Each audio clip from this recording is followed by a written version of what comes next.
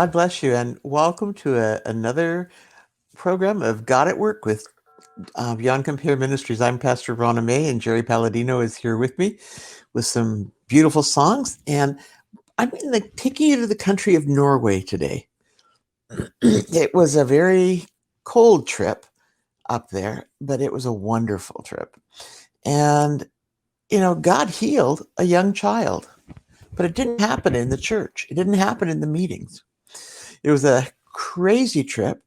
But the child was healed in downtown Bergen. So I'll tell you all about it shortly.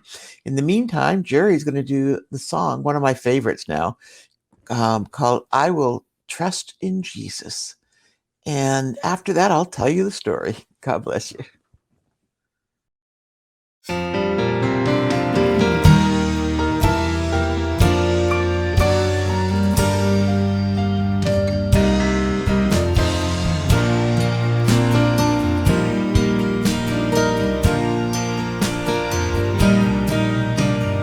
Whichever way the world goes, whichever way the wind blows, I will look to Jesus, follow where He leads.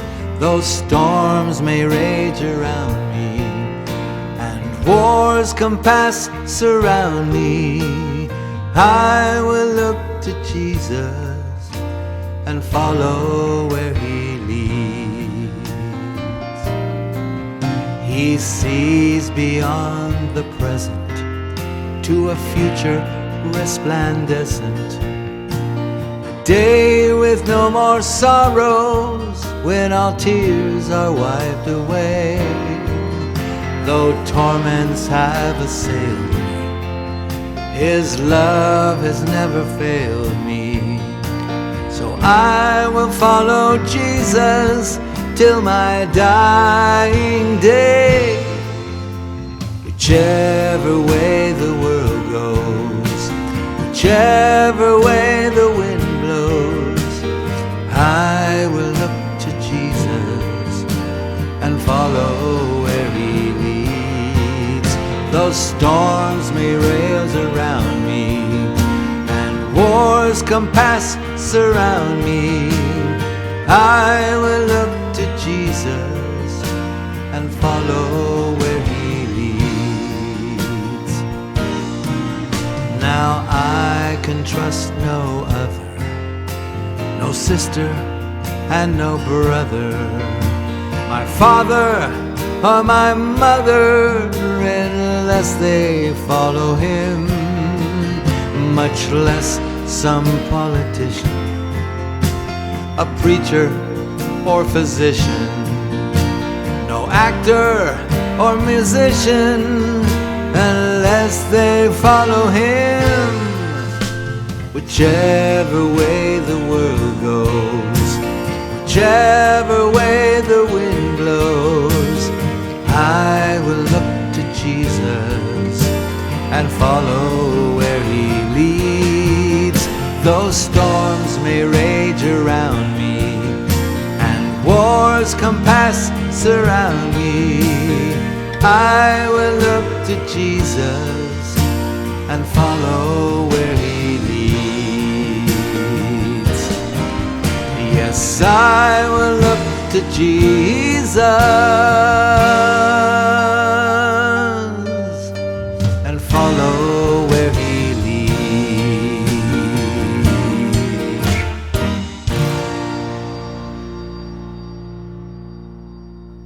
I am so thankful that, as that song says, I can look to Jesus.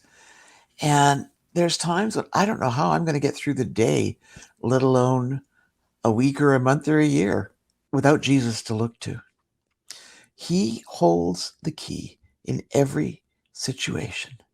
And this trip up to Bergen, Norway, it was definitely one of those challenging times, a comedy of errors. My flight from Milan, Italy, where I had been speaking at a conference, was delayed. And consequently, I missed my transfer flight in London to get to Bergen. So I had to go, instead of going straight on a direct flight from London to Bergen, I had to go all the way up to Oslo and back down to Bergen to get there. And with one delay after the other, I ended up arriving in Bergen 5 hours late. Actually, the conference was already starting. And I got there and I arrived. The people that were picking me up after waiting for 5 hours had left to get back for the conference, and my luggage didn't arrive. So I'm there. And in Bergen, most of the time, they wanted you wearing, dresses or skirts or whatever. That was the norm at that particular church. And I was wearing a pantsuit to travel in. Thank God it was a pantsuit, not blue jeans. But anyways, that's all I had. I didn't have anything to change into. After that trip, I learned to carry a change in my carry-on. But up until that point, I didn't need it. And so consequently, it was a little bit awkward. But I got there and I didn't know what to do, where to go. I didn't speak Norwegian. I understood a little bit of it because as a child, I did speak it. My grandfather was from Norway. And I get there. Now, what am I going to do? I didn't speak enough to ask them anything. All I had was the name of the church in English, and I had the address written down, and at least I had it written out but it was in English as well. And I didn't know what to do. I didn't even know how to get a hold of them. I tried calling, but they were all off in the conference and the office was closed and the answering machine was on. So I was stuck. And finally, I went out to thinking I'd take a taxi. And I went out to the one of the taxi drivers said, "Do you speak English?" And he said, "Yes, I do." And I said, "Oh, good. You wouldn't know where Living Word Church is, would you, at this address?" And he goes, "Oh, Living Word, that's my church." And he says, I said, "Can you get me there? I'm kind of late." And he said, "Sure, no problem. But you need to take the taxi 2 cars in front of me because I'm third in line." And I said, "Look, explain to them that you need to take me because you know where I'm going and I don't speak a word of Norwegian." So I waited for him. I said, "I'll wait for you rather than have to change cars when I can't go anywhere." So he takes me out to the church and I get out there and the greeter at the door was not real helpful. If you're a greeter in your church, don't ever be like this one. I said, "Look, I need to find Enevald Flatten." That was the pastor. And they said, "He's busy. He's not seeing anybody till next week." I said, I really need to see him. I think he'd like to see me." "Ma'am, do you not understand? He's in conference. He's not seeing anybody till next week." I said, "Oh, okay." And she walked off and left me standing there at the door, even though I'd told her he was going to want to see me because I was one of the speakers for the conference. She walked off and left me standing at the door. Not a nice thing to do. Anyways, this building was like 5 stories high, and I'm walking all through the building trying to find the meeting room. Had no idea where it was. And I finally got up there because I heard noise. And I opened the door, and there was the pastor up on the platform asking the congregation to forgive him because he was going to have to speak because the guest speaker had not arrived and they didn't know where she was. And right then he looked over to the door and he saw me. "Rauna, get up here. You made it." And the usher, the greeter that had left me at the door, was standing just off to the side. She was so hard looking for a place to hide because she realized that she'd left the guest speaker that the pastor was freaking out about because she wasn't there, and she'd left me standing at the door. But anyways, all I had on was my pantsuit. So I had a choice to get up in my pantsuit or not get up. So I did. And I apologized for the delay and I apologized for my pants, etc., and explained the problem. And you see, the airlines had been telling me all along that they were phoning to let them know that I was going to be late and when I was coming in. The only thing is they'd been leaving all the messages on the answering machine and nobody got them. So that was fine. So it was Living Word Church. Put the sign up, Jerry. Living Word. Yeah, there we go. Living Word Church. And they had me, that was from my another trip there, the picture, but they had me up there to speak. And I had nothing to change into. I get back to the hotel expecting that my luggage is going to be there, and absolutely nothing. So the lady at the hotel, the chambermaid, she came up to the room and asked, she said, I know you're in a problem. Could I take your clothes and just clean them for you? So she took my outfit and cleaned it. And so at least I had a clean pantsuit to put on the next morning. And I went over and I did the morning session, still in my pantsuit. And I was talking that particular conference about the church that I had in New West, where we had a huge outreach to the homeless, to the addicts, to the prostitutes, where we had a program where we fed the people, we clothed the people, etc. Right now, I needed those clothes. But anyways, finishing that first session, after having talked to them about this outreach that we had, as you can see, the first picture, the next picture of that's the magazine article that they had me in, and that particular title, it's talking about how the people that we dealt with had learned to trust us because we were meeting with them in their territory in the park that most of them slept in, until they learned that they could trust us, that we loved them and cared for them. And then they followed us into a building, because in Vancouver, in Canada, you cannot stay in a park all year round. You will guaranteed to get rained out. So they followed us because they trusted us and they knew that we cared. I have an expression that I use all the time. People don't care how much you know until they know how much you care. And that was something that I was talking about at this conference, because they were wanting to start an outreach and a feeding program and things like that. And so they had me specifically come to talk about that. But then after that morning session, they took me downtown Bergen to find some clothes. So if you look at the next picture, this is downtown Bergen. And the second store in is the women's clothing store that they took me to.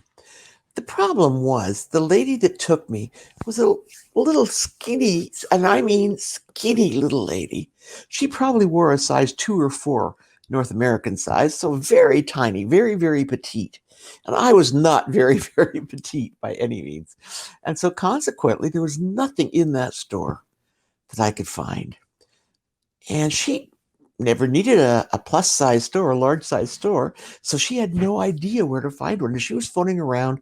So I sat down. If you can go back to that picture, Jerry, I sat down on one of those cement blocks right out there in front of the store.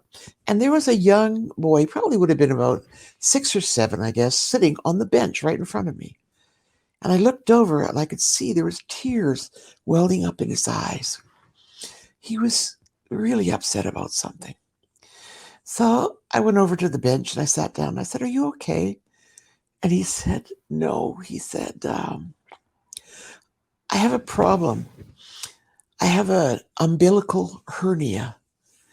And normally, if I would push it, it would go back in and it would be okay and it wouldn't hurt anymore. But I can't get it to go back in and it hurts so bad. But my mom says that I can't go to see a doctor or can't go to the hospital because we can't afford it. We don't have the money for it." Now, when he lifted his shirt up and showed me his hernia, I had what they called a strangulated hernia years earlier, years earlier, and I knew exactly the pain he was going through, and I knew what it was like when you could push it in, and it would be okay for a while, but when it popped back out, you had to push it back in again. But when you couldn't push it in, the pain was excruciating, and I had been told that if I didn't get to the emergency when I did, I would have had very major surgery, because they would have had to completely remove part of the bowel, because being strangulated where it couldn't go back in, it was cutting off the blood circulation to that part of the bowel, and I would have lost it. And so I knew how critical this was for the little boy. And I said, well, is that why you're crying? And he said, well, yes and no. I said, what do you mean, yes and no? He said, well, that store at the corner that was a craft shop. He said, but I just went in there and I took this, and it was something he had in his hand that he had stolen from the craft store. And I said, why did you do that? He said, because I needed the money so I could pay to go to the doctor. I was going to pawn it and sell it. And then the lady that was with me came over, and she's trying to tell me in broken English, although she didn't know the kid spoke English. And she was trying to tell me that these kids are, pickpockets and thieves, and they're just here on the street to catch anybody that they can and steal from them. Well, I said, that might be the case. I don't know. But I know that this kid needs help. He has a very serious medical condition that if it doesn't get treated, it could be very major surgery for him. So anyways, I looked at the kid and I said, can I pray for you? Would you mind if I pray for you? And he looked at me, and his English was broken English, but he said, pray? Pray with pray. And so I told him, I just want to ask Jesus to touch and heal you. And so I did. And in praying, all of a sudden, he was there, I was there, and the lady that was driving me, we were watching as this little guy's hernia went right back in. Perfectly went right back in. So it was no longer strangulated. And he looked at me and he was so happy. And then if you blew hard or made pressure on your stomach, the hernia would pop back out. Mine did. And so he was pushing, trying to see if it would pop back out. But it didn't. He said, it's better. It's better. And it wouldn't pop back out. So he was really excited about it. And then I said to him, okay, now you don't need the money to go to the doctor right now. What if we go into the store and return that item that you stole? And his eyes bulged. He says, oh no, they will call the police. And I looked at him and I said, well, sometimes there's things that we have to do that might not be easy. They could even be dangerous. Yeah, they could call the police. That would be maybe dangerous for you. But God asks us to be strong and courageous. The Bible said in the book of Joshua, it says, be strong and very courageous. In the first chapter, it repeats that 3 times. Be strong and courageous. Do not be afraid. I said, look, I will go with you. And what I want to do is I want you to return it to the store owner. And then I'd like you to offer to pay for it. And I will give you the money to pay for it. So it's like you are making it right with the store owner. And then hopefully they won't call the police. So I went with him and he grabbed my hand so tight. It's like my hand was going blue as well, where his fingers going red, And we get over there and the store owner says, what are you doing back in here? It's obvious he knew that this kid had done something. And the kid started talking to him in Norwegian. And the guy looks at me and I said, sorry, but I don't understand. And the kid said to me, he said, I told him that you would pay him. But he said, I don't need to pay now that I have returned it. And that he won't call the police. And I said, could you tell him thank you very, very much? And tell him you know that what you did was wrong. And you just wanted to make it right. And the little kid did. And the next thing you know, the store owner and the little kid are hugging. And the lady is looking because she's sure that this kid is one of these street cons, that is pickpocketing and stealing from everybody. And so we went back out. We sat down again for a few minutes. And the lady was trying to find a map where she could find where this larger size clothing store was. And talking to the little kid, he's still trying to push to make the hernia go back out. And it would not go back out. But he was really excited, so happy. And he was just thrilled. But the next thing you know, the lady comes up and she's telling me, I don't know where this store is. And apparently it's the only one in downtown Bergen that carries larger sizes. So I guess we're going to have to go back to the church because it's going to be time pretty much for you to do the evening meeting soon. We can go back to the hotel so you can just freshen up, and then we'll go back to the church. So we got back to the church, and then we have to go into the evening meeting. And this next picture that you can see, there it is again. Same dress, but that was from another conference. It was because that was all in the one magazine. But every picture that you would have seen from this conference, I would have had on a blue pantsuit. My luggage did not arrive until 3 hours before my flight to leave Bergen. So every night, the chambermaid at the hotel came in and took my outfit and took it to wash and dry it and brought it back in the next morning, all clean and ready to go. But I had not one clean outfit. And quite frequently, when I would get back to my church in Canada, a lot of the times they would like to see and know what was going on in some of my trips. So this one Wednesday evening, actually, I said, look, I'm going to play you the video from the first session in Norway. And I played it, and I had on my blue pantsuit. The following Wednesday, because I told them I was going to do this in a 4-week series for the 4 main sessions. And the next week, put on video number 2. And the lady, one of the ladies in the congregation, she said, oh, Pastor, we saw this one already. I said, no, this is number 2. She says, Pastor, you're wearing the blue pantsuit. I said, look, you're going to see the blue pantsuit for the next 4 weeks because that's all I had to wear. My clothes never arrived. It was pretty crazy. But it was amazing what God did. That little boy, hernia completely disappeared. And he told me after, at the end, right before I left, he said, thank you so much for being kind to me, for loving me, for treating me with respect and not like the lady said I was. And he said, I am going to try and do my best to change and never do that again. So it was so amazing watching this little guy's life change. And that reminds me of the song that I'm going to have Jerry sing with for the last song. It's called Ain't It Good to Know? Ain't it good to know you got somebody who loves you? And that's what that little boy needed. He needed to know that somebody loved him enough to care what he was going through. So, Jerry, ain't it good to know?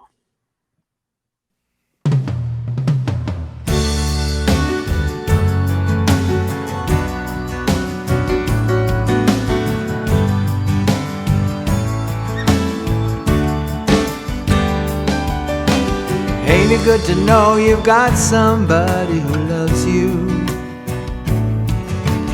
Ain't it good to know you've got somebody who cares?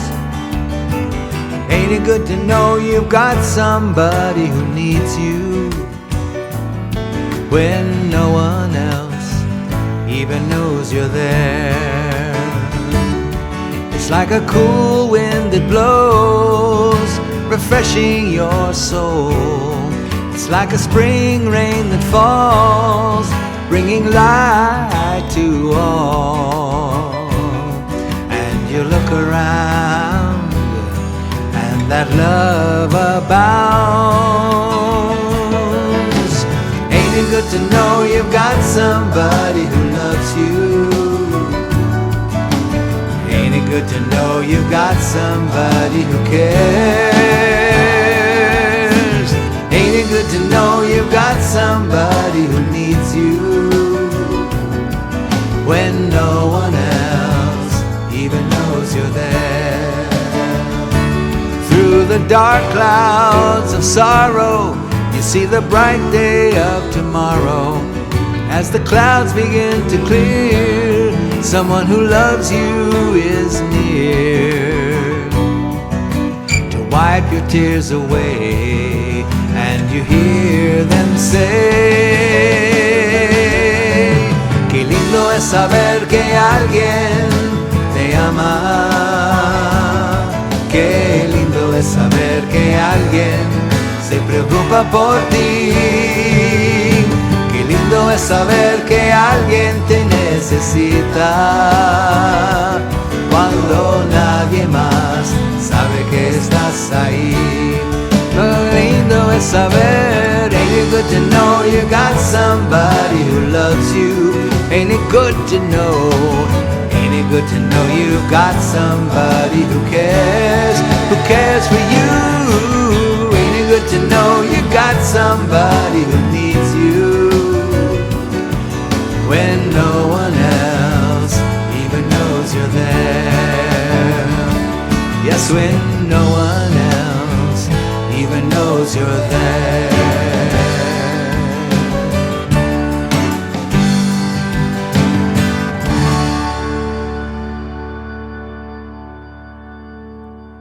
Ain't it good to know you've got somebody who loves you?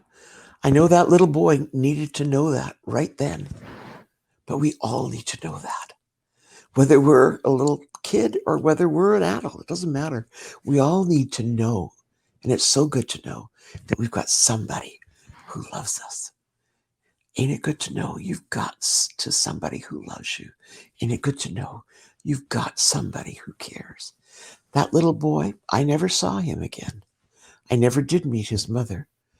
He said that she was coming, but she hadn't shown up by the time we left. And I gave him a piece of paper with the address of the church and the name of the church, all written in Norwegian. I had the lady write it down for me. And I said, look, if you can, come on over to the church. I'm sure they would love to have you. And if you come while I'm there, I'd love to see you again. Meet your mom. But I didn't see him again.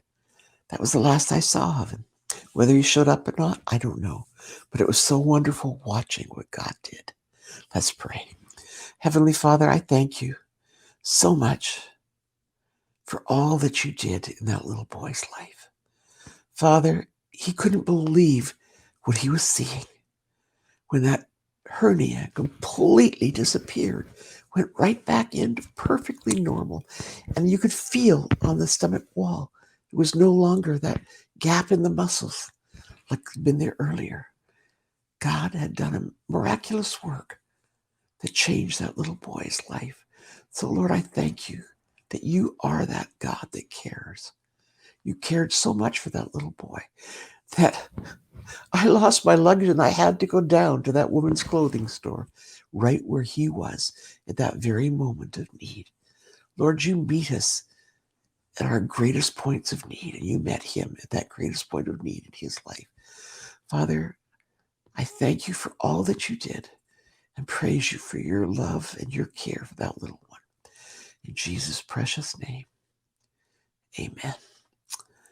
Wonderful. God bless you. And I hope that this message has spoken to you in some way, to know that no matter how difficult something may seem, no matter how wrong a situation may seem, that God cares. God loved that little boy and showed him by healing him, and showed him by reconciling with that store owner, that the store owner didn't call the police, even though he was afraid to go back in because he was afraid that's what would happen.